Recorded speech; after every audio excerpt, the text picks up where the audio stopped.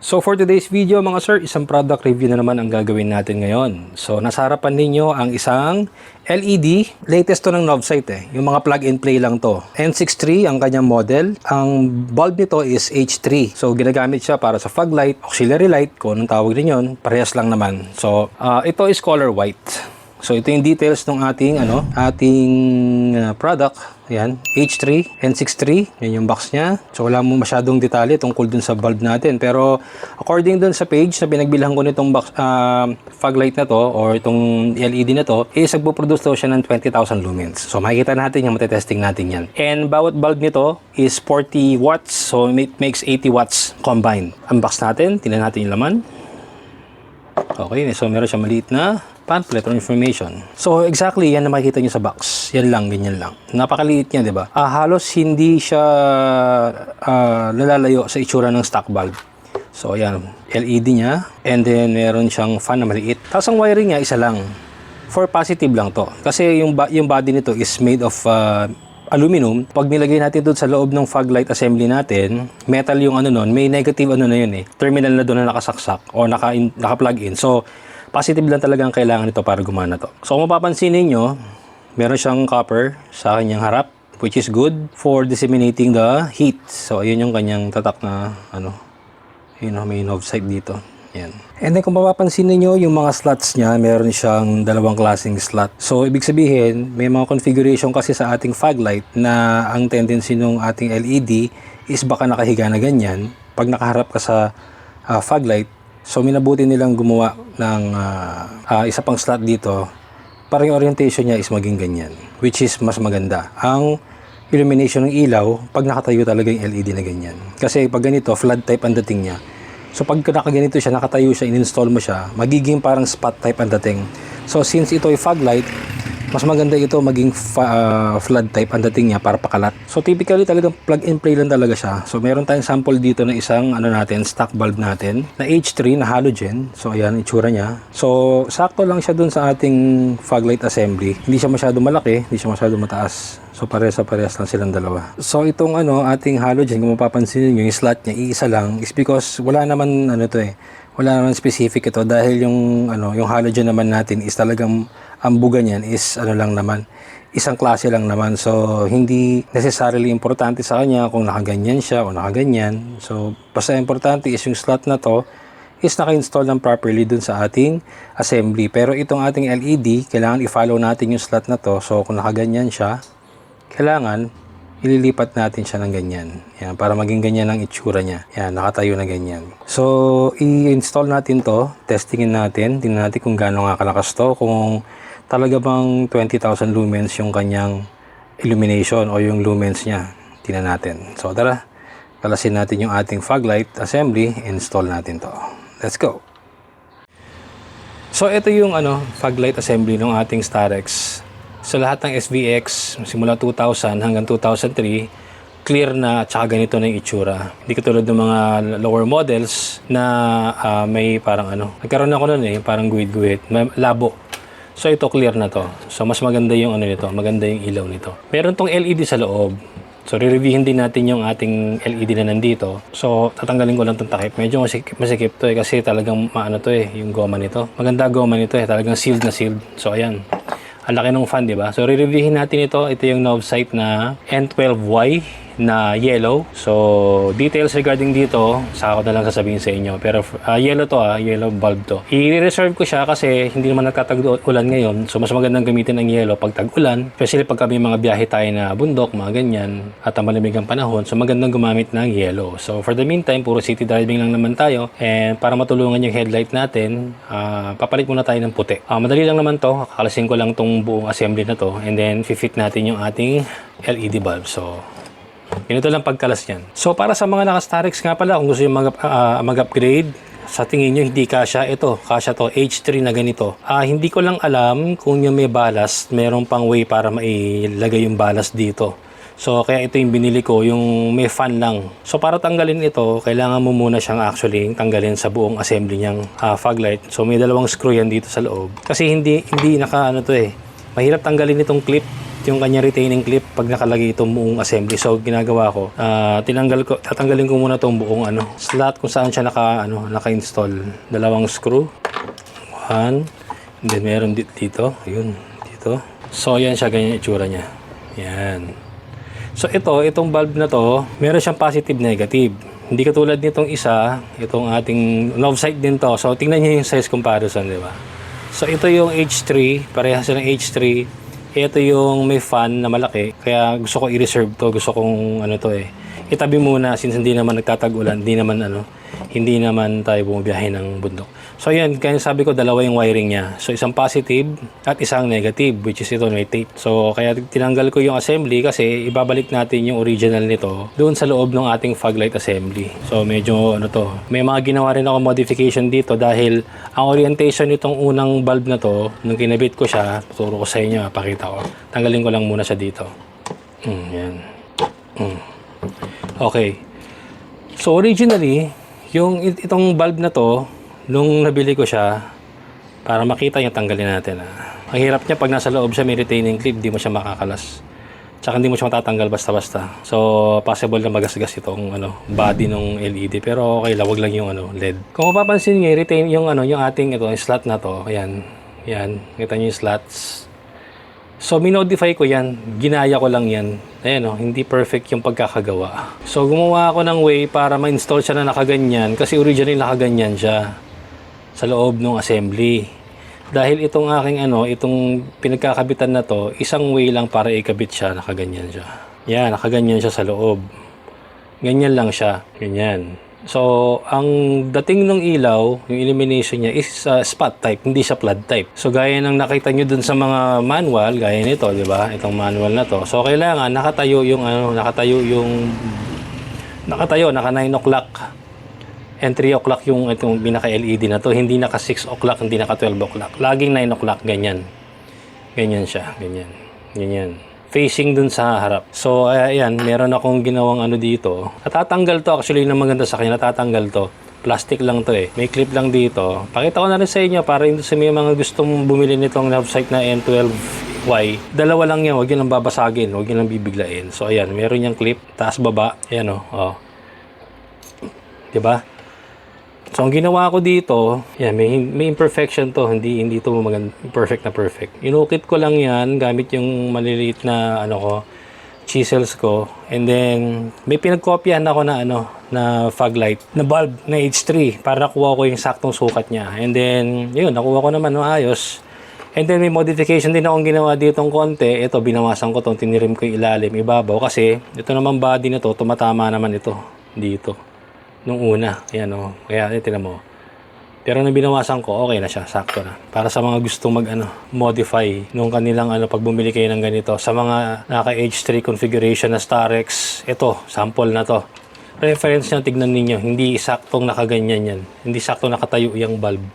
Nakadahiga na ganyan. So anyway, tabi na natin yan, hindi naman yan yung ating main purpose ngayong araw na to. So ito na, sakto, ito na yung dito sa body. Yan, teka, kuha lang ako ng basahan, baka magasgas yung ating lens. So, ayan ganyan yung itsura niya sa loob. So, originally, itong negative na to, naka-plug in dito sa body. Dito sa mismong terminal na to. Sa slot na to. Yan, serve as the negative yan. And then, positive, ito dun sa may bulb. So, bago ko rin ikabit, medyo tricky din kasi itong isang na to, itong LED na to, nakakabit natin, knob sight. So, kailangan nakatayo siya. So, hanapin natin yung slot niya. Maayos. Okay, so yan, plug and play lang siya. Ayan, na siya, fit na siya dyan. So, saan yung retaining clip? Bago natin ipasok dun sa buong sa loob. Ito lang ang tricky dito, ingatan nyo lang tong wire na to. Kasi tatamaan to ng retaining clip. Yan, kaya inuuna ko lagi ito. Inuuna ko muna yung retaining clip bago siya ipasok dun sa buong body. Kasi pag nasa loob na to lahat, hindi mo na maipapasok na maayos to. Baka retain yung wire mapatid. Ayan kasi tatamaan siya eh. Ayan kita nyo dito. Ayan. So dinadahan-dahan ko lang. Then ayun. So somehow, ayan, yung wire niya, siguro hindi naman yung retaining clip hindi naman siguro tinamaan ng o hindi siya nasisira. Yan, pwede ko na install ito. So, unahin natin yung negative kasi mahirap i-plug in to pagka na sa loob, nakalagay na. And then, last natin yung positive. Itong positive na isa. Last natin i-plug yan. Ikabit muna natin to. Tapos yung dalawa nating screw. So, dito lang, mabusisi lang. Hindi, plug and play siya pero since yung lagayan ng fog light assembly natin hindi ganun ka easy install kasi nga may mga kailangan tayong consider dyan sa pag-install niyan dahil hindi madali. So, kailangan mong kalasin. Kailangan natin gawa ng paraan. Kasi baka mamipilitin natin siya. Masira lang. Sayang, di ba? Medyo may kamahalan din tong fog light na to eh. I think nasa 1,000 pesos to. Yan. So, yung positive, ito. So, pa-plug in lang natin siyang ganyan. Yan. So, secure na siya. So, pwede natin tabi dito sa baba. Yan. So, secured na yan. So, yung magiging itsura niya, pag tinignan natin sa harapan, nakatayo yung bulb natin. So, ito yung top. So, yun, nakatayo siya. Ayan. So, di ba? And then, yung kabila, gagawin din natin yon. So, same thing goes. Kung ano yung ginawa ko, ganun din gagawin natin sa kabila. So, hindi ko na papakita sa video. So, install ko na siya. And then, papakita ko sa inyo yung illumination niya.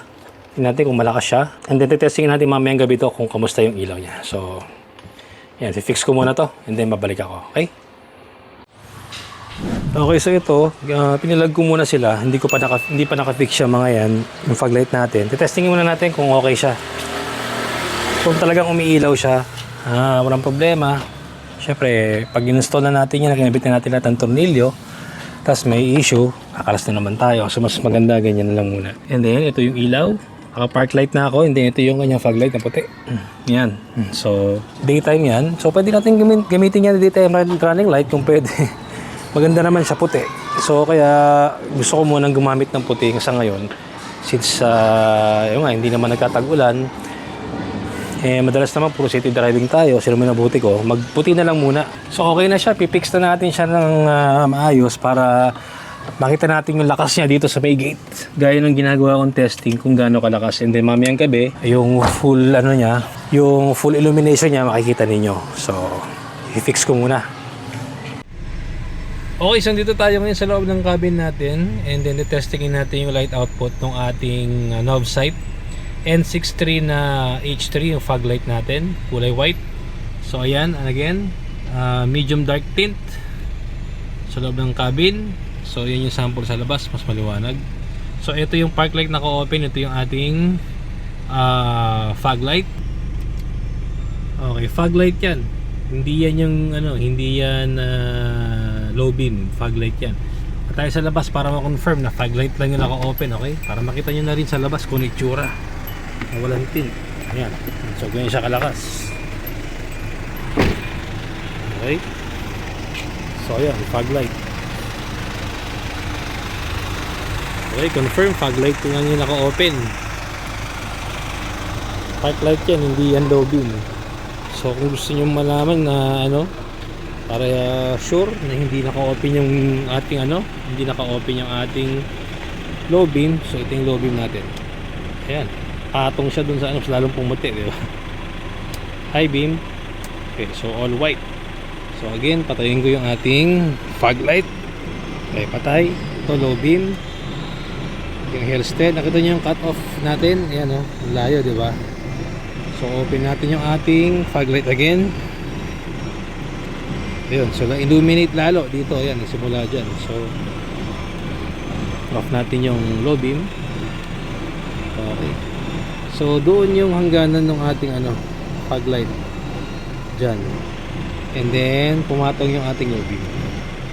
Pwede ko pa itaas actually yung ating fog light or ipapantay natin ng konti, pero so far so good, okay naman na yan. Hindi naman talaga dapat pataas yung ating fog light kasi baka mamaya makasilaw na yan sa incoming traffic. So yan, nasa labas. Okay, malakas din siya. So probably ito so far 40 watts, 80 watts yung dalawang bulb, okay na. Okay.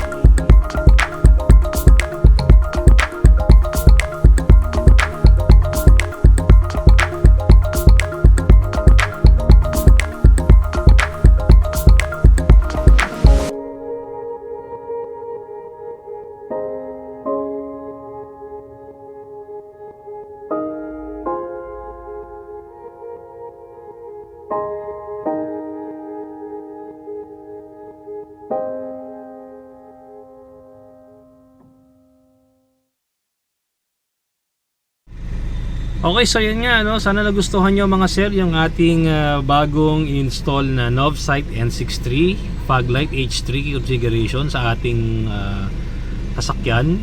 So if you think na magandang upgrade dito para sa mga fog light ninyo, lilink ko na lang sa description natin kung saan ko nabili siya and magkano. Pwede rin kayo mag-check na ibang fog light, pero sa akin kasi okay na to. Medyo pricey din kasi itong fog light na to kahit na plug and play lang siya. Mas ano lang siya, mas simple lang siyang tignan.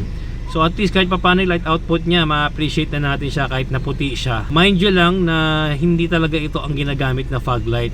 Pero since city driving nga tayo, hindi naman tag-ulan, so kahit papaano okay na rin na dagdag ito sa ating visibility kahit nakaputi yung ating headlight at yung ating high beam. So for the meantime lang naman ito. So pagbalik ng tag-ulan, ayun, kailangan iba na naman ang kakabit natin na ilaw. So yan, sana nagustuhan niyo yung video natin ngayong araw na to. If in any case na nagustuhan nyo nga itong ating video, don't forget to subscribe, like, share, comment down below regarding sa video na napanood nyo ngayong araw na to. Okay, again, stay safe and I will see you again in my next video mga sir, and peace out.